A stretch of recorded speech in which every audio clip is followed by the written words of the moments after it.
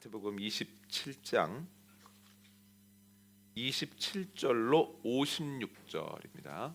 마태복음 27장 27절로 56절 한 절씩 교독하고 마지막 절은 함께 읽겠습니다. 제가 먼저 27절을 읽습니다. 이에 총독의 군병들이 예수를 데리고 관정 안으로 들어가서 온 군대를 그에게로 모으고 옷을 벗기고 홍포를 입히며 가시관을 엮고 그 머리에 오른손에 들리고 그 앞에서 무릎을 꿇고 희롱하여 이르되 유대인의 왕이여 평안할지어다 하며 그의 침 뱉고 갈대를 빼앗아 그의 머리를 치더라. 희롱을 다한 후 홍포를 벗기고 도로 그의 옷을 입혀 십자가에 못 박으려고 끌고 나가니라. 나가다가 사람을 만나매 그에게 예수의 십자가를 억지로 지워 가게 하였더라. 골고다 즉 해골의 곳이라는 곳에 이르러 깨 탄 포도주를 예수께 주어 마시게 하려 하였더니 예수께서 맛보시고 마시고자 하지 아니하시더라. 그들이 예수를 십자가에 못 박은 후에 그 옷을 고 거기 앉아 지키더라. 그 머리 위에 이는 유대인의 왕 예수라 쓴 죄패를 붙였더라. 때에 예수와 함께 강도 둘이 십자가에 못 박히니 하나는 우편에 하나는 좌편에 있더라. 지나가는 자들은 자기 머리를 흔들며 예수를 모욕하여 이르되 사흘에 짓는 자여 네가 만일 하나님의 아들이거든 자기를 구원하고 십자가에서 내려오라 하며 그와 같이 대제사장들도 서기관들과 장로들과 함께 희롱하여 이르되 그가 남은 구원하였으되 자기는 구원할 수 없도다. 그가 이스라엘의 왕이로다. 지금 십자가에 지어다. 그리하면 우리가 믿겠노라. 그가 하나님을 신뢰하니 하나님이 원하시면 이제 그를 구원하실지라. 그의 말이 나는 하나님의 아들이라 하였도다 하며 십자가에 못 박힌 강도들도 이와 같이 욕하더라. 제 6시로부터 온 땅에 어둠이 임하여 제 9시까지 계속되더니 쯤에 예수께서 크게 소리질러 이르시되 엘리 엘리 라마 사박다니 하시니 이는 곧 나의 하나님 어찌하여 나를 버리셨나이까 하는 뜻이라. 거기 섰던 자 중 어떤 이들이 듣고 이르되 이 사람이 엘리야를 부른다 하고 그 중에 한 사람이 곧 달려가서 해면을 가졌 포도주에 적시어 갈대에 꿰어 마시게 하거늘 그 남은 사람들이 이르되 가만두라 엘리야가 와서 그를 구원하나 보자 하더라. 예수께서 다시 크게 소리 지르시고 영혼이 떠나시니라.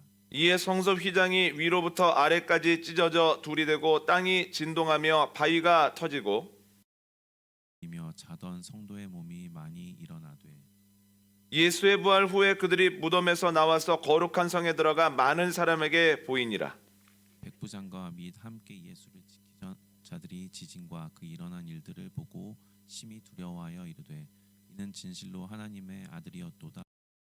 예수를 섬기며 갈릴리에서부터 따라온 많은 여자가 거기 있어 멀리서 바라보고 있으니 그 중에는 막달라 마리아와 또 야고보와 요셉의 어머니 마리아와 또 세베대의 아들들의 어머니도 있더라. 아멘. 2010년 6월 중앙일보에서 사도 바울의 길을 따라서라고 하는 제목으로 긴 글을 3번이나 연재를 했습니다. 사도 바울의 선교 여정을 그대로 따라가 보는 거예요. 그 여정을 함께 했던 송호 기자가 3번의 글을 마치면서 경외감을 가지고 이렇게 이야기를 합니다. 그 무엇이 한 사람으로 인하여 7만 킬로미터를 걷게 했을까? 지금과 같이 길이 잘 닦여 있는 또한 지금과 같이 무엇을 타고 다닐 수 있을 때도 아닌데 어떻게 한 인간이 7만 킬로를 걸어 다녔을까? 이렇게 의문을 제기한다는 거예요. 그게 뭘까? 그런데 여러분 생각해 보면 단순히 7만 킬로 이상의 굉장한 사건이 있었다는 거예요. 사도 바울에게는 가시가 있죠. 몸이 약하다는 거예요. 건강이 온전치 않습니다. 그것뿐입니까? 그의 선교 일정이 순탄치 않다는 거예요. 강건하지 않은 몸으로 선교지를 찾아가는데 선교지를 갈 때 순조롭지 못한 강도를 만나서 목숨의 위험을 경험하기도 하고 또한 배가 몇 번이나 파손되어서 며칠 동안 바다를 표류하는 가운데 이제는 끝났다라고 여길 만한 일들이 적지 않았다는 거예요. 그뿐입니까? 선교지를 도착했는데 유대인들이 복음을 전하지 못하도록 방해하고, 또한 그들을 자꾸만 모함하거나 그로 인하여서 그들의 복음 전하는 것이 어려움을 당할 뿐만 아니라 사람들에게 끌려가서 매를 맞기도 하고 돌을 맞기도 하고 태형을 당하기도 하고 감옥에 갇히기도 하고 너무너무 어려운 일들을 많이 겪었다는 거예요. 그럼에도 불구하고 사도 바울이 포기하지, 그 이유가 뭐냐는 거예요. 그가 무엇을 전하기 위해서 몸도 연약한 가운데 사역을 하는 가운데 만나는 여러 가지 어려움이 있지만 그 여정을 포기하지 않았을까? 한번 읽어볼까요? 갈라디아서 6장 14절입니다. 함께 읽습니다. 시작. 내게는 우리 주 예수 그리스도의 십자가 외에 결코 자랑할 것이 없으니 그리스도로 말미암아 세상이 나에 대하여 십자가에 못 박히고 내가 또한 세상에 대하여 그러하니라. 아멘. 바울은 내가 자랑할 것은 예수 그리스도의 십자가밖에는 없다, 이렇게. 그러니까 바울이 몸이 약한 가운데 여러 가지 방해가 있는 가운데에서 7만 킬로 이상을 걸어 다닌 이유, 십자가를 전하기 위함이에요. 기독교 신앙의 정수가 바로 십자가라는 거예요. 우리 신앙에서 십자가가 빠지면 아무것도 아닙니다. 그런데 우리는 일상생활하면서 깊이 생각하지 않을 때가 많고, 일상생활을 하면서 십자가가 나의 삶에 어떤 영향을 미치는지를 고민하고 노력하지 못하는 경우가 대부분이라는 거예요. 그래서 오늘은 예수님께서 십자가에 달려 돌아가신 성금요일을 맞아서 십자가에 대해서 깊이 생각해 보려고 합니다. 세 가지로 한번 나눠보려고 하는데, 첫 번째는 로마의 십자가가 있다는 거예요. 예수님이 이 땅에 몸으로 오셨을 때 서양의 세계를 주도하고 있던 것은 로마 제국입니다. 강력한 군사력을 바탕으로 적지 않은 나라와 민족들을 면서 그 영토를 넓혔습니다. 그러면 그냥 흡수되어져 버리는 나라와 민족이 있는가 하면, 어떤 나라와 민족은 끝까지 독립해 보려고 노력한다는 거예요. 그 중에 하나가 유대인들, 이스라엘 사람들이었다는 거예요. 근데 그들뿐만 아니라 소요가 일어났죠. 여러분, 각 나라와 민족이 계속해서 옛 영광을 찾겠다, 옛날로 돌아가겠다, 독립하겠다라고 하면 로마 제국이 어떻게 유지가 되겠습니까? 그래서 로마는 독립하지 못하도록, 독립을 꿈도 꾸지 못하도록 사형제를 마련을 했는데, 운동을 하다가 혹은 정치적인 무엇인가를 꾀하다가 잡히면 가장 잔인하고 가장 고통스럽게 그 사람을 사형시키는 겁니다. 그리고 그 사람에게 고통을 줄 뿐만 아니라 가까운 지인들이 사형당하는 모습을 처음부터 끝까지 다 볼 수, 독립을 위해서 뭔가를 하다가 잡히면 저렇게 되는구나 라고 하는 것을 사람들에게 미리 사전 교육을 해버렸다라고 하는 거예요. 그래서 로마가 사용한 방법이 십자가형이었다라고 하는 겁니다. 십자가형 어떻게 진행되는가가 오늘 본문에 나오는데요. 일단 마태복음 27장의 내용을 중심으로, 그리고 필요한 것은 다른 평행 본문에 나온 내용을 중심으로 한번 정리해 보도록 하겠습니다. 대제사장들과 장로들이 예수님을 빌라도 총독에게 고발, 그가 로마의 세금 내지 말라고 했습니다. 거짓말이죠. 예수님 뭐라고 말씀하셨습니까? 가이사의 것은 가이사에게 돌리고 하나님의 것, 하나님의 형상인 너희는 하나님께 돌려라, 하나님의 일을 해라 이야기했음에도 불구하고 거짓말을 하는 거예요. 그가 로마의 세금 내지 말라고 했습니다. 를 자기가 건지겠다고 하면서 자기를 스스로 유대인의 왕이라고 칭했습니다. 그러니까 정치범으로 고발을 하는 거예요. 십자가형으로 죽여달라는 거예요. 그런데 빌라도도 수많은 사람들 만나보지 않았겠습니까? 수많은 사람들 재판해보지 않았겠습니까? 그 자리에 오면 수많은 사람들이 죄가 없다라고 하는 것을 증명하려고 하는 듯 여러 가지 이야기를 하든지, 아니면 내가 이런 상황 속에서 죽음이 각오되었다고, 아무리 해도 내 의지는 꺾이지 않는다고 하면서 여러 가지 일들을 얘기하는 게 보편적인데, 예수님께서는 아무런 얘기를 안 하신다는 거예요. 가만히 계신다는 거예요. 그러니까 이 사람은 정치범 아니구나, 로마의 독립을 꾀한 사람 아니구나 딱 알겠는 거예요. 그래서 이렇게 이야기를 합니다. 그 사람의 죄를 찾지를 못하겠다. 그냥 너희가 죄가 있다고 하니 매를 몇 대 쳐서 내가 내놓을 예정이다. 그랬더니 사람들이 안 된다고 이야기를 하면서 그 사람이 갈릴리에서부터 지금 예루살렘까지 와서 문제를 일으키고 있는 거라고 반드시 처단해야 된다는 거예요. 갈릴리라는 이야기를 듣자마자 빌라도가 이러면 되겠다라는 생각이 드는 거예요. 마침 갈릴리를 다스리는 갈릴리의 분봉왕 헤롯이 예루살렘에 들어와 있거든요. 골치 아픈 문제 아닙니까? 그러니까 헤롯이 그를 감금하든지 그를 죽이든지 하면 자기는 어려움을 겪지 않을 수 있는 거예요. 그래서 헤롯에게 보내버립니다. 헤롯이 받았을까요? 안 받았을까요? 상식적으로는 안 받아야 되는데 참 놀라운 게 있습니다. 오늘 새벽에도 말씀드렸지만 헤롯은 예수님의 사역에 대한 소식을 들으면서 뜬 거예요. 정말 그렇단 말이야? 정말 그렇게 희한한 일들도 하고 그렇게 놀라운 일들도 한단 말이야? 내가 좀 보고 싶은데 궁금증을 갖고 있었는데 마침 빌라도가 그 사람을 보낸다고 하니 그가 어떤 일을 할 수 있는지 볼까 하면서 받아들입니다. 헤롯이 불러서 몇 마디 이야기를 하는데 예수님이 기적도 안 일으키시거든요. 이 헛소문이었구나 하면서 예수님을 조롱하는 의미로, 그리고 빌라도를 조롱하는 의미로 좋은 옷을 입혀가지고 예수님을 보냈다는 거예요. 빌라도에게 다시. 그러니까 빌라도가 다시 골치가 아파진 거예요. 그래서 고민을 합니다. 죄가 없는 것 같다고. 그랬더니 대제사장들과 장로들이 이야기에서 입을 맞춘 무리들이 막 소리치는 거예요. 그런데 그때 마침 빌라도의 아내가 와서 이야기를 합니다.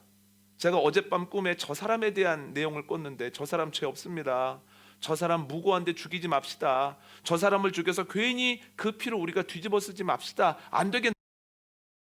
방법을 간구합니다. 이렇게 얘기를 합니다. 명절이 되어지면 한 사람을 놓아주는 너희의 풍습이 있지 않느냐. 그럼 봐라. 바라바라고 하는 죄인을 풀어줄까? 아니면 이 예수를 풀어줄까? 그랬더니 빌라도의 생각과는 다르게 바라바를 풀어주자는 거예요. 그래, 매질만 하고 내어주자라고 하는 빌라도와 십자가에 못 박으라고 하는 무리들의 의견이 좁혀지지가 않는 거예요. 그런데 무리들이 점점 거세게 항의를 하거든요. 밀란이 일어나기 직전입니다. 여러분, 빌라도가 왜 명절이 되면 예루살렘에 들어옵니까? 밀란이 일어나면 빌라도의 자리도 위험한 거예요. 그러니까 빌라도가 그 모습을 보고 어쩔 수 없이 예수를 십자가형에 언도하면서 로마 병정들에게 내어줬다라고 하는 거예요. 그리고 나서도 찝찝했던지 본인이 묻으면서 이 사람의 죽음과 나는 관계가 없다. 나는 무죄하다. 이 죄를 너희들이 뒤집어 써라. 그랬더니 대제사장들과 장로들이 우리 유대인들이 다 뒤집어 쓰겠습니다 하고 이게 언도가 됐다는 거예요. 참 충격적인 이야기들이 막 있죠. 이제 군이 예수님을 사형 집행하기 시작하는데 예수님의 옷을 벗기고 권위를 상징하고 왕족을 상징하는 주홍색 계열의 옷을 입히고 머리에 가시관을 씌우게 하고 손에 갈대를 들게 하고 예수님 앞에 무릎을 꿇고 유대인의 왕이요 우리의 왕이 조롱을 합니다. 한참 조롱을 하다가 갑자기 일어나서 예수님께 침을 뱉고 뺨을 때리고 옷을 벗기고 갈대를 뺏고 원래 옷을 입힙니다. 그리고 예수님을 사형 집행장까지 이동시키는 거예요. 사형 집행장을 뭐라고 부르냐면 새벽에도 말씀드렸던 산이라고도 부르고 골고다라고도 부르고, 그것이 번역되어지는 과정 가운데 갈보리라는 이름도 가지게 되어서 해골산, 골고다, 갈보리는 똑같은 곳을 지칭한다는 거예요. 그런데 예수님이 계신 곳부터 사형장까지는 거리가 800m에서 정도 됩니다. 언덕으로 올라가는 거예요. 그 과정 중에 사람들이 다니는 길도 있고 사람들이 사용하는 시장도 있습니다. 비아 돌로로사라고 불리우는 길인데요. 그렇게 한 데는 이유가 있습니다. 여러분, 예수님이 채찍에 맞으시고 여기저기가 찢기시고 가시관에 상태에서 그 거리를 가셔야 되는 거예요. 그러면 사람들은 일상생활을 하면서 그 모습을 보는 거예요. 예수님뿐만 아니라 하루에도 몇 번씩 사형 언도를 받아서 채찍을 맞고 여기저기가 찢겨서 피 흘린 상태에서 골고다 언덕으로 가는 사형장으로 향하는 사람들을 보는 거예요. 그럼 어떻겠습니까? 야, 독립하는구나 라는 걸 다 보는 거예요. 그러면 가족들이 독립운동을 하려고 할 때 어떻게 했습니까? 큰일 난다고 하면서 막지 않겠습니까? 로마가 노린 게 이거예요. 가장 고통스럽게 죽이면서 그 모습을 모든 사람들이 보게 하고, 그리고 가족들은 처음부터 끝까지 다 그것을 보게 함으로써 최고의 고통과 들에게 안긴다라고 하는 거예요. 예수님 걸어가시죠. 그런데 십자가를 지시고 걸어가실다고 할 때 이 십자가를 다지고 가는 건 아닙니다. 이 횡대와 종대가 있지 않습니까? 이 종대는 이미 사형 집행이 될 곳에 이미 놓여 있는 거예요. 그러면 예수님 십자가를 지는 사람들은 횡대를 지고 가는데, 횡대 무게만 해도 가벼운 건 13kg, 보통은 15kg, 무거운 건 18kg까지 나갔다 그래요. 굉장히 무거운 겁니다. 이미 신문을 당하고 채찍으로 맞고 피를 굉장히 많이 흘린 상태에서 그 정도 무게를 메고 또 채찍을 맞으면서 800m와 900m를 걸어간다라고 하는 건 정말 쉽지 않은 일이라는 거예요. 예수님도 몸으로 감당하기가 너무 어려우신 거예요. 그래서 걸어가다가 넘어지시고 걸어가다가 넘어지시고 어느 순간부터는 한 걸음도 못 나가시는 거예요. 그러니까 로마 병정들의 마음이 다급해져 버립니다. 그래서 지나가는 사람들을 십자가를 대신 지게 하거든요. 그래서 앞에 지나가는 사람이 구레네에서 유월절 지내기 위해서 왔던 시몬이라는 사람이었습니다. 그가 예수님의 십자가를 지고 사형장 앞에까지 갔다는 거예요. 예수님이 그의 도움을 받으셨죠. 사형장에 도착하신 이후에 예수님이 달려 돌아가시는데, 십자가에 달리신다라고 하는 건 손에 못을 받고, 왜냐하면 유기를 하면 이렇게 찢어져 버리니까요. 유기의 못을 받고 발목에 큰 대못을 받고 발 받침대를 약간 놔주는 겁니다. 그리고 이렇게 세우는 거예요. 이렇게 세우면 이 손과 발의 못 박힘의 고통도 고통이지만, 이 역사학자들이 십자가는 사람이 고안해낼 수 있는 가장 잔인한 방법이다라고 이야기했던 게 뭐냐면, 매달린 상태에서 몸이 이렇게 늘어지면 횡격막이 올라가면서 숨 한 번 쉬기가 어려운 거예요. 그래서 아니라 호흡곤란으로 죽는데, 이 숨을 쉬기 위해서 본능적으로 이 아픈 상태에서 몸을 자꾸 이렇게 들면서 숨 한 번씩을 쉬고 또 처지고 숨을 못 쉬고 이 과정을 계속 반복하는 겁니다. 그런데 그것을 보통 어느 정도를 버티냐면 보통 하루에서 이틀을 십자가 위에서 고통을 받는 거예요. 심지어 어떤 경우는 일주일 동안 고통을 받아요. 어떤 사람은 췌장으로. 그런데 더 고통스러운 게 뭐냐면, 그 아픔을 견디면서 죽음으로 슬슬슬슬 나아가는데 그 과정을 가족들이 다 본다는 거예요. 그래도 가족들이 있어서 그 가족들이 사찰을 내려가지고 어디에 안치를 하는 건 좋은 경우고, 가족들이 다 독립운동에 연루가 돼 있거나 아니면 그 과정 속에서 가족과 관계가 끊어져 버린 사람들은 그냥 숨을 거두면 그냥 사형장에다 버려버린다는 거예요. 그러면 그 사체를 먹습니다. 사람이 생각해낼 수 있는 가장 큰 고통, 가장 큰 이 아픔, 가장 잔인한 것들이 십자가에 그대로 다 들어있다는, 이게 로마의 십자가입니다. 로마의 십자가, 사형의 틀이라는 거예요. 주님의 십자가입니다. 그런데 왜 하늘에 계셨던 예수님께서 이 땅에 오시고 왜 십자가까지 지셨냐는 거예요. 십자가를 지신 이유는 가장 겉으로 드러나는 건 가룟 유다가 배신을 했기 때문이고, 조금 더 나아가자면 대제사장들과 장로들이 무리들을 선동해서 예수님을 제거한 거거든요. 이게 겉으로 보이는 모습은 그렇습니다만, 그러나 성경을 보면 신앙적 의미는 다르다는 거예요. 한번 읽어볼까요? 빌립보서 2장 6절로 8절입니다. 함께 읽습니다. 그는 근본 하나님의 본체시나 하나님과 동등됨을 취할 것으로 여기지 아니하시고 오히려 자기를 비워 종의 형체를 가지사 사람들과 같이 되셨고 사람의 모양으로 나타나사 자기를 낮추시고 죽기까지 복종하셨으니 곧 십자가에 죽으심이라. 아멘. 고백합니다. 예수님이 이 땅에 오신 것, 예수님이 죽기까지 낮아지셔서 십자가를 지신 것은 하나님께 복종한 거다. 그러니까 이것을 표준세번역과 공동번역은 하나님께 순종하기 위해서 십자가를 졌다, 이렇게 얘기를 하거든요. 그 말은 예수님이 십자가를 지시고 돌아가시는 것이 하나님의 뜻이었다는 거예요. 그래서 하나님의 뜻이기 때문에 예수님이 십자가를 지었죠. 그러면 질문이 바뀌어야 됩니다. 왜 하나님께서 예수님에게 십자가를 담당하게 하셨냐는 거예요. 하나님의 뜻이 분명한 것을 알기에 십자가를 지셨죠. 그래서 주일에 말씀드린 것처럼 예수님은 십자가를 지실 뿐만 아니라 예루살렘으로 들어가는 이 모습에서도 인간의 방법으로 말을 타지 않으시고 하나님께서 스가랴 선지자를 통해서 말씀하신 대로 새끼 나귀를 타고 들어가셨다는 거예요. 이것이 불편하고 이것이 비교가 됨에도 말입니다. 그러니까 예수님도 하나님의 뜻에 철저하게 순종한다는 걸 십자가를 지셨다는 거예요. 그 이유가 뭐냐는 거예요. 왜 명령하셨을까?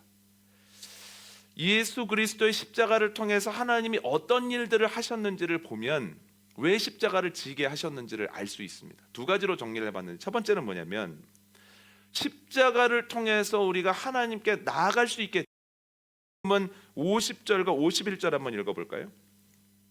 함께 읽습니다. 시작. 예수께서 다시 크게 소리 지르시고 영원히 떠나시니라. 이에 성소 휘장이 위로부터 아래까지 찢어져 둘이 되고 땅이 진동하며 바위가 터지고 아멘. 이스라엘 출애굽을 합니다. 출애굽을 해서 바로 바로 가나안에 들어간 게 아니라 중간에 시내산에 들려서 하나님께 지켜야 될 율법도 받고 또한 그들이 만들어야 될 예배 장소 성막에 대한 설계도를 받는데요. 그런데 성막은 크게 세 가지의, 첫 번째는 성막의 뜰입니다. 성막문을 열고 들어가면 번제단이 있고 물두멍이 있고 거기에서 동물을 잡아 번제를 드리는데 거기가 성막의 뜰입니다. 성막의 뜰을 지나 그 문으로 들어가면 성소가 있습니다. 한번 머릿속으로 상상해 보십시오. 성소 왼쪽에는 금, 오른쪽에는 진설병상이 있고 앞에는 분향단이 있습니다. 그런데 성막의 뜰은 모든 사람들이 들어갈 수 있는 반면에 성소에는 제사장과 레위인들만 갈 수 있습니다. 그래서 레위인과 제사장들이 계속해서 분향단에서 불이 꺼지지 않도록, 때에서 불이 꺼지지 않도록 또한 일주일에 한 번씩 새로운 떡을 쪄서 진설병을 올렸다라고 하는 거예요. 그리고 거기에서 휘장을 지나서 또 지나가면 지성소입니다. 지성소에는 하나님을 상징하는 법궤, 속죄소라고 불리우는 법궤의 뚜껑이, 그런데 여기에는 제사장들과 레위인들도 못 들어가고 대제사장만 들어갈 수 있는 것. 그러니까 대제사장만 들어갈 수 있다라고 하는 것은 하나님을 아무나 뵐 수는 없는 거다라고 하는 뜻이거든요. 그러니까 여러분도 여러 가지 규모와 구조에 대해서는 성막과 다릅니다만 세계 구조로 되어 있는 건 똑같아요. 뜰, 성소, 지성소. 그리고 성소에서 지성소로 들어갈 때에 휘장이 막고 있었다는 거예요. 그런데 예수님께서 이 돌아가시는 순간에 휘장이 정확하게 가운데부터 밑으로 쫙 하고 찢어졌다는 거예요. 여러분, 이게 뭘 의미하냐면 예수님이 십자가를 지시기 전에는 아무나 지성소에 들어가서 하나님을 뵐 수 있는 게 아니에요. 누구만 뵐 수 있습니까? 대제사장만. 제사장이 아니고 대제사장 거예요. 아무 때나 뵐 수 있는 게 아니에요. 언제 뵐 수 있냐면 1년에 딱 한 번 뵈는 겁니다. 1년에 딱 한 번 7번째 달 열흘 소위 대속죄일이라고 부를 때만 들어갈 수 있는 거예요. 그런데 예수 그리스도께서 십자가에서 죽으심으로 하고 찢어지는 순간 성소와 지성소의 구분이 사라져 버리지 않습니까? 이게 뭘 의미하냐면 이제부터는 예수님의 공로로 아무나 들어갈 수 있고 아무 때나 들어갈 수 있다는 거예요. 이게 어떻게 가능하냐는 거예요. 그때는 대제사장만 들어갔는데 어떻게 한번 읽어볼까요? 베드로전서 2장 9절로 10절입니다. 함께 읽습니다. 시작. 그러나 너희는 택하신 족속이요 왕같은 제사장들이요 거룩한 나라요 그의 소유가 된 백성이니 이는 너희를 어두운 데서 불러내어 그의 기이한 빛에 들어가기 아름다운 덕을 선포하게 하려 하심이라. 너희가 전에는 백성이 아니더니 이제는 하나님의 백성이요 전에는 긍휼을 얻지 못하였더니 이제는 긍휼을 얻은 자니라. 아멘. 예수님께서 십자가에서 돌아가심으로 인하여서 이제는 우리가 주님의 백성이 되었고 이제는 주님의 긍휼이라고 하는 거예요. 그래서 9절에서 뭐라고 이야기를 하냐면 너희는 이제 택하신 족속이요 왕 같은 제사장이 되었다. 예전에는 아무것도 아니었으나 이제는 왕 같은 제사장이 되었기 때문에 예수 그리스도의 십자가의 죽음 이후로 누구든지 언제든지 나아갈 수 있다라고 하는 거예요. 여러분, 그래서 우리가 언제든지 누구든지 예배할 수 있습니다. 누구든지 기도할 수 있습니다. 예전에는 그렇게 못했어요. 제사장이 없으면 예배 안 되는 겁니다. 사울 기억나십니까? 사무엘 제사장 없으면 제사 안 되는데, 아무리 급박해도 제사 못 드리는데 버림을 받았잖아요. 그런데 이제는 예배 드릴 수 있습니다. 목회자만 예배 드릴 수 있는 것이 아니라 하나님께서 각 가정의 제사장으로 임명해 주신 믿음의 사람들이 예배 드릴 수 있는 거예요. 부모님만 예배를 집례하니까 자녀들도 예배를 집례할 수 있는 거예요. 누구든지 주님께 온전히 나아갈 수 있는 거예요. 누구든지 나아갈 수 있는 겁니다. 밤에도 나아갈 수 있고 새벽에도 기도할 수 있고 낮에도 주님의 이름을 부를 수 있다는 거예요. 주님 때문에 그 길이 열렸죠. 그래서 기도하고 난 다음에 누구의 이름으로 기도합니까? 예수 그리스도의 이름으로 기도하는 거예요. 예수 그리스도의 공로로 인하여서 기도할 수 있는 거예요. 그게 아니었으면 우리는 기도 못하는 겁니다. 거기에서만 그친 게 아니라는 거예요. 예전에 대제사장들이 들어갈 때 마음 편하게 들어갔을까요? 마음 편하게 못 들어갔을까요? 마음 편하게 못 들어가는 거예요. 왜냐하면 대제사장이라고 할지라도 이 마음이나 몸에 죄된 것이 있으면 하나님을 대면하는 순간 그냥 죽는 거예요. 그래서 이 지성소로 들어가기 전에는 대제사장이 자기의 죄를 속하는 속죄제를 드리고 들어가야 되는 거예요. 문제는 뭐냐면 제가 생각하기에는 그렇게 속죄제를 짓고 이렇게 몇 걸음을 걷는 순간에도 찰나의 죄된 생각이나 죄된 감정이 확 올라 죽는 거예요. 얼마나 무섭겠습니까? 제가 대제사장이라면 지성소에 들어갈 때 주님, 저는 할 수 있을 만큼은 다 했습니다만 걷는 동안에 뭔가 깨림직한 게 있었으면 나 죽으면 어떡하지? 이런 생각했을 것 같아요. 그래서 정확한 건 아닙니다만 전승에 보면 대제사장이 죄 하는 상태에서 죄를 속했는데 몇 걸음 걷다가 나쁜 생각이나 나쁜 감정을 품고 들어갔다가 죽지 않습니까? 그러면 끊을 수 있습니까? 없습니까? 끊을 수 없잖아요. 그러면 어떻게 됩니까? 그래서 대제사장 허리에 밧줄을 묶었다는 전승이 있어요. 밧줄을 묶고 당겨봤는데 반응이 없으면 확 당겨야 되니까 그만큼 지성소로 들어가서 법궤를 대한다라고 하는 건 아주 두려운 일이었다는 거예요. 그런데 여러분, 예수 그리스도의 십자가로 인하여서 이게 바뀌었습니다. 예배를 드릴 때 딴 생각하면 하나님이 벌 내리시고, 예배를 드릴 때 자꾸만 눈이 감기면 하나님이 벌을 주신다고 하면 여기에 누가 살아남아 있겠습니까? 아니, 성금요일인데 이렇게 크게 웃으셔도 되는 건가요? 물론 주님이 우리에게 자유를 주셨으니까요. 설교하면서도 끊임없이 이 머릿속에서는 다른 생각도 날 수 있거든요. 그러면 주님께서 그 죄를 모르신다면 하겠습니까? 그런데 예수 그리스도의 십자가 이후로 아무렇게나 예배를 드려도 된다는 건 아니지만 주님께서 너무나 큰 평안과 자유를 주셨다는 거예요. 그래서 언제든지 누구든지 얼마든지 나아갈 수 있을 뿐만 아니라 주님께 마음을 가지고 주님 맞습니다 하고 그냥 펑펑펑펑 울어도, 하나님 제가 너무 신납니다 하고 찬양을 마구마구 불러도 마음에 거리낄 것이 없다는, 그 이유가 뭐냐는 거예요. 한번 읽어볼까요? 로마서 8장 15절입니다. 로마서 8장 15절입니다. 시작. 너희는 다시 무서워하는 종하고 양자의 영을 받았으므로 우리가 아빠 아버지라고 부르짖느니라. 아멘. 여러분, 예전에 우리가 죄의 종이었습니다. 하나님과 먼 관계였습니다. 그래서 들어가지도 못했을 뿐더러 하나님과 어색한 거예요. 그래서 나아갈 때 늘 두렵습니다. 그런데 우리가 이제는 주의 뭘로요? 예수 그리스도의 십자가로. 여러분, 관계가 원활하면 아이들이 부모님을 왜 무서워합니까? 아이들이 부모님에게 편안하게 이것도 요구하고 저것도 요구하고 칭얼대기도 하고 사랑 표현도 하고 그러지 않습니까? 그게 자녀죠. 그렇기 때문에 우리가 예수 그리스도의 십자가로 주의 자녀가, 주의 자녀라고 하는 것을 온전히 확증받았기 때문에 주님께 나아갈 때 편안하다는 거예요. 그래서 예수 그리스도가 십자가를 통해서 했던 가장 큰 게 뭐냐면 하나님과 우리 사이를 막고 있었던 죄라고 하는 장벽을 쫙 깨트린 겁니다. 그것이 성소와 지성소 사이를 막고 있는 휘장이 위로 로 가운데가 쫙 하고 찢어진 것이 예표하는 바다라고 하는 거예요. 아, 예수 그리스도의 십자가로 하나님께 나아가는 길이 열렸구나. 우리가 긍휼함을 받는 주의 백성, 왕 같은 제사장이 되었구나. 단순히 백성이 아니라 주님의 자녀가 된 것을 확증받았구나. 기억하는 저와 여러분 되어 주시기를 원합니다. 두 번째는 뭐냐면 죽은 자와 죽을 자들에게 생명을 주셨다는 거예요. 십자가로. 오늘 보면 50절로 52절 한번 읽어볼까요? 함께 있습니다. 시작. 예수께서 다시 크게 소리 지르시고 영원히 떠나시니라. 이에 성소 휘장이 아래까지 찢어져 둘이 되고 땅이 진동하며 바위가 터지고 무덤들이 열리며 자던 성도의 몸이 많이 일어나되 아멘. 여러분, 죽음은 너무너무 강력합니다. 절대 권력입니다. 그래서 누구도 죽음을 피할 수 없습니다. 다 죽습니다.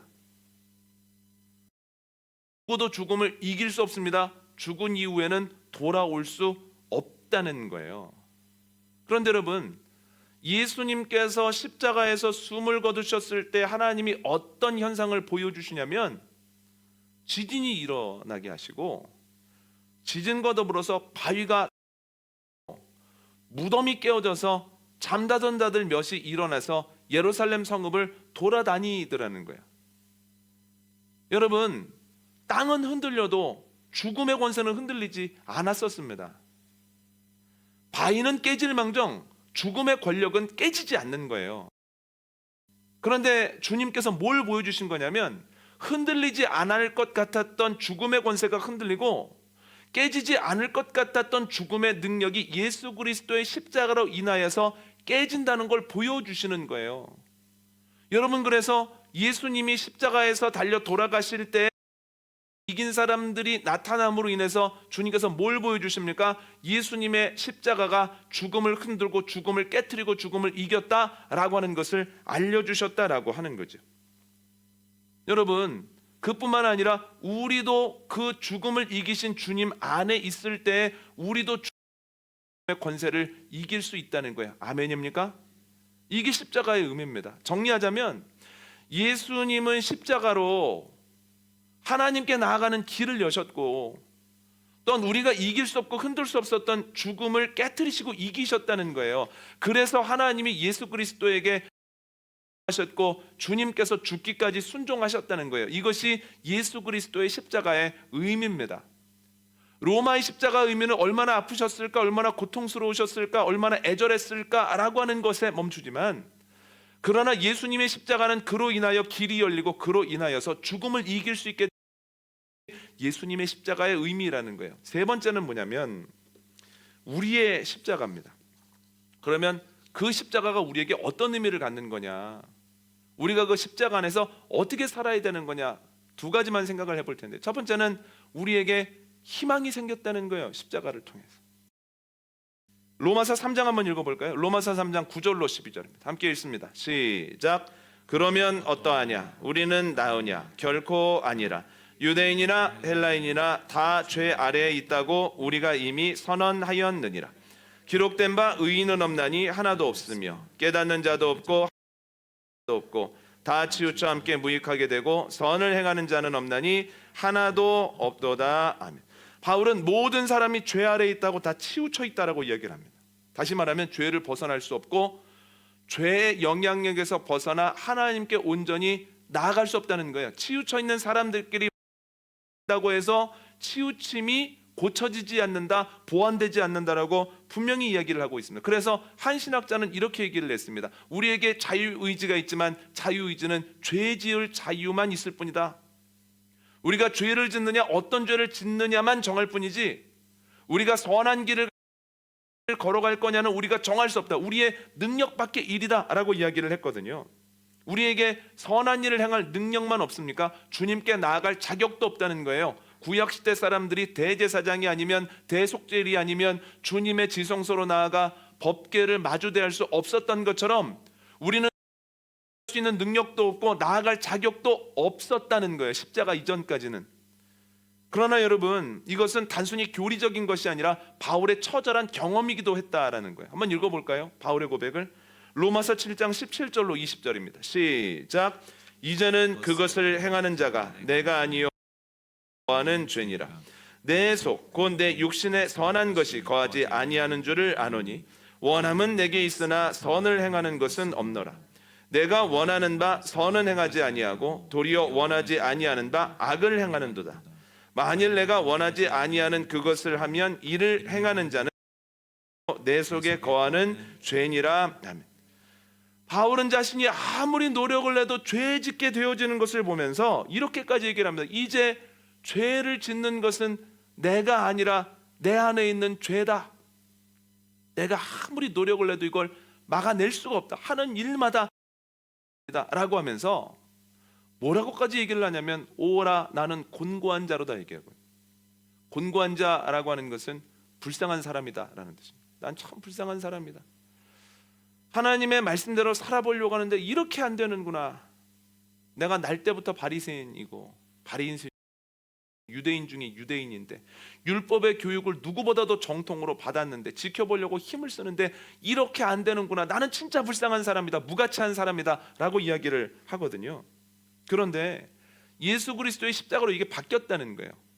한번 읽어볼까요? 로마서 8장 1절로 3절입니다.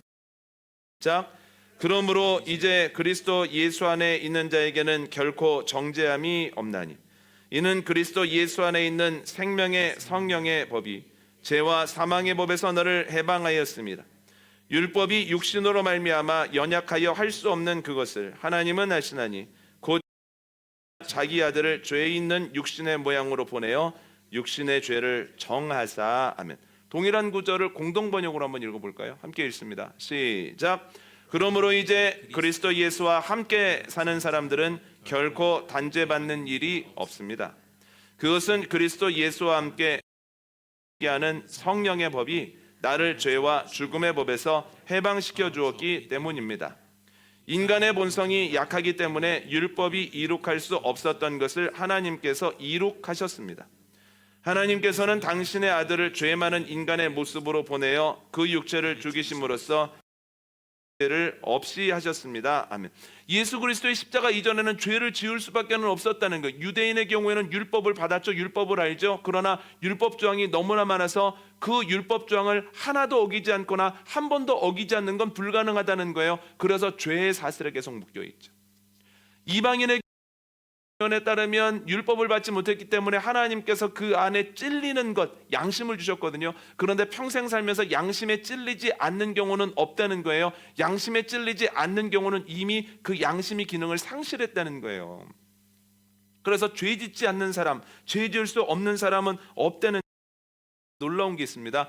예수 그리스도께서 죄 짓지 않을 수 있는, 죄인으로 살아가지 않을 수 있는 가능성을 여셨다는 거예요. 이게 무엇입니까? 그리스도 안에 있으면, 그리스도 예수 안에 있는 자에게는 정죄함이 없나니 예전에는 어쩔 수밖에 없었으나 이제는 예수 그리스도의 십자가가 우리에게 주어진 이후부터는 십자가 아래에 있으면, 예수님 안에 있으면 정죄함을 당하지 않을 수 있는 가능성이 생겼다는 거예요. 예수님의 십자가로 인하여서 모든 사람이 죄를 안 짓는다는 것이 아니라 이제는 우리가 거할 수 있는 것, 우리가 붙잡을 수 있는 것이 생겼다는 거예요. 가능성이 생겼죠. 이게 뭐와 똑같은 거냐면 예전에 예수 그리스도의 십자가 이전에는 우리가 하나님께 가는 길이 단절되어 있었습니다. 그러나 하나님께서 예수 그리스도의 십자가를 통하여 휘장을 찢으심으로 하나님과 우리 사이에 있었던 죄의 주심으로 우리가 주님께 나아갈 수 있는 가능성이 생긴 거예요. 예수님의 십자가로 인하여서 거기를 다 간다는 것이 아니라 이제는 길이 열렸으니 길을 얼마든지 언제든지 편안하게 갈 수 있는 가능성이 열렸다는 거예요. 그럼 여러분, 십자가는 무엇입니까? 구원의 가능성이고 구원의 희망이라는 거예요. 그러면 우리가 십자가를 붙들고 산다는 건 무엇입니까? 하나님께서 열어놓으시고 예수 그리스도께서 만드신 그 희망의 길을 걸어가기 위해서 힘쓴다는 거예요. 우리는 주님의 나라 가는 그날까지 계속해서 주님의 말씀과 세상의 문화 앞에서 선택을 강요받거든요. 계속해서 뭔가를 선택해야 되거든요. 그런데 그 가운데에서 예수 그리스도의 십자가로 인하여 열린 하나님께로 나아가는 길을 택하고 또한 그리스도 예수 안에 있음으로 인하여서 정죄함이 없는 삶을 살기로 결단하는 가운데 계속해서 십자가를 택하면서 나아가면 우리에게 연약함이 있을지라도 주님 정죄하지 않으시고 우리를 건지심으로 우리에게 구원의 열매를 허락하신다는 거예요. 그래서 우리가 삶의 자리에서 십자가를 붙잡는다라고 하는 것은 끊임없이 주님이 말씀하셨던 것들을 붙잡기 위해서 노력하고 그리스도 예수 안에 거하기 위해서 힘쓴다는 거예요. 여러분, 주님께서 구원의 희망을 우리에게 주셨으니 그 길로 나아가고 그 희망을 붙잡고 나아가는 저와 여러분 되어주시기를 원합니다. 이게 우리의 십자가가 되어야 된다는 거예요. 두 번째는 뭐냐면 우리에게 약속이 주어졌다는 겁니다. 고린도전서 15장 20절과 22절, 20절로 20절 읽습니다. 그러나 이제 그리스도께서 죽은 자 가운데서 다시 살아나사 잠자는 자들의 첫 열매가 되셨도다. 사망이 한 사람으로 말미암았으니 죽은 자의 부활도 한 사람으로 말미암는도다. 아담 안에서 모든 사람이 죽은 것 같이 그리스도 안에서 모든 사람이 삶을 얻. 예수님께서 잠자는 자들의 첫 열매가 되셨다라고 하는 거예요. 첫 열매가 되셨다라고 하는 건 두 번째 열매, 세 번째 열매, 끊임없는 그 열매들이 똑같이 열린다라고 하는 거예요. 이게 무엇을 기초로 하는 거냐면 초실절을 기초로 합니다. 초실절 즈음에서 처음 나달을 딱 하고 따는 것을 초실절이라고 하거든요. 초실절로부터 시작하여서 그때부터는 점점 열매가 많아지다가 어떤 순간이 되어지면 열매를 이렇게 따는 것이 아니라 곡식을 잡아서 털어야 될 만큼의 수많은 열매를 즉 예수님의 십자가의 죽음에서의 부활이 예수님에게만 그치는 것이 아니라 주님 안에 있었던 사람들, 주님이 여셨던 그 하나님께 나아가는 길을 걸어가기 위해 힘쓰는 사람들에게 똑같이 반복이 될 것이라고 하는 약속입니다. 순서도 나와 15장을 보면 먼저 하나님께 부름을 받은 사람들이 부활의 몸을 취하게 되고, 그리고 주님이 오셨을 때 살아있는 자들, 그때 부르심을 받는 자들이 부활의 몸을 입게 될 것이다. 그 몸은 우리가 생각하는 것과는 전혀 다른 차원의 몸이다 라고 이야기를 하고 있습니다. 우리에게 예수 그리스도가 십자가의 죽음을 이기고 부활하셨던 것과 같은 죽음을 이기는 부활이 우리에게 있을 거라는 거예요. 아멘입니까? 우리에게도 그런 순간이 있어요. 그래서 제가 부활주일에도 말씀드리겠지만 이 생에서의 끝이 아니라 내세에서도 일하시고 주님께서 역사하신다. 그런데 여러분, 복음은 이 생과 내생에 유익이 있지 않습니까? 우리가 주님의 부르심을 받았을 때 주님과 같이 부활하게 된다, 부활의 첫 열매를 따르게 된다라고 하는 것은 다음 생에 대한 얘기고, 그러면 이 생에는 어떻게 이해를 해야 되나? 여러분, 주일에도 말씀드렸지만 우리가 주님 안에서 복된 마지막 날을 맞이하기 위해서는 어떻게 해야 됩니까? 기도하면서 늘 깨어 있어야 되고, 삶의 자리에서 주님을 시인하는 삶을 살아야 되고, 그리고 자기 십자가를 지고 따라야 된다는 거예요. 자기 십자가를 지고 주님을 따라야죠. 그런데 십자가를 질 때는 정말 힘듭니다. 죽을 것 같습니다. 십자가로 인하여 여기가 끝인가 보다라고 생각하게 되거든요. 그런데 분명히 기억하십시오. 예수님은 십자가를 지시고 골고다 언덕이 예수님의 삶의 결론이 아니었다는 거예요. 무엇입니까? 죽음을 이기시고 내려오셔서 그때부터 생명으로 사람들을 살리셨죠. 그것처럼 우리가 자기 십자가를 지고 나아갈 때 끝인 것 같고 죽을 것 같지만, 그러나 예수 그리스도께서 십자가를, 우리도 결국은 자기 십자가를 이기고 완주할 수 있고, 결국은 자기 십자가를 가지고 간증을 만들게 하시는 하나님의 은혜를 경험할 수 있다는 거예요. 그래서 힘들고 어려울 때 뭘 해야 됩니까? 주님께서 십자가의 죽음의 권세를 이기셨던 것처럼 저도 세상의 권세를, 죽음의 권세를 하면서 믿음으로 나아가는 것이 약속을 받은 사람들의 바른 모습이라는 거예요. 그래서 우리의 십자가는 우리에게 희망이 있으니 복된 것을 택하고, 우리에게 약속이 주어졌으니 낙심하지 말고 이길 것을 믿으며 나아가는 것이 필요하다는 거예요. 십자가입니다. 오늘 말씀 정리합니다. 오늘은 십자가에 대해서 생각을 해봤어요. 여러분, 십자가는 복음의 정수입니다. 오늘이 지난 이후에도 십자가에 대해서 아주 명확하게 기억하고 십자가 붙들고 살아가야 됩니다. 세 가지인데, 첫 번째는 로마의 십자가입니다. 로마의 십자가는 사형의 도구였습니다. 너무너무 잔인하죠. 아프죠. 두 번째는 주님의 십자가입니다.